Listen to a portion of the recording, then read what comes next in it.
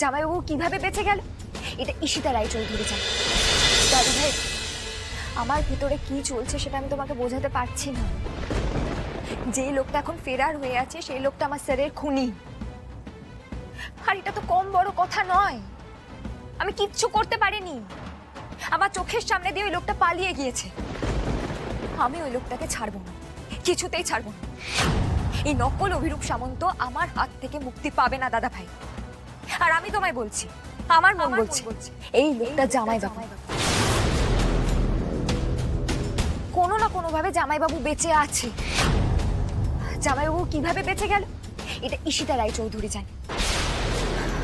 জামাইবাবুর বোন কোথায় এটা আমরা জানি না ঠিকই, কিন্তু এটা ঈশিতা রায়চৌধুরী জানে। চারিদিকে একটা ষড়যন্ত্রের জাল ছড়িয়ে আছে, আর এই পুরোটা আমরা ভেদ করতে পারবো তখনই যখন আমরা ঈশিতা রায়চৌধুরীকে ধরতে পারবো। আজই ডাউনলোড করুন আর এনজয় করুন আপনার পছন্দের শো।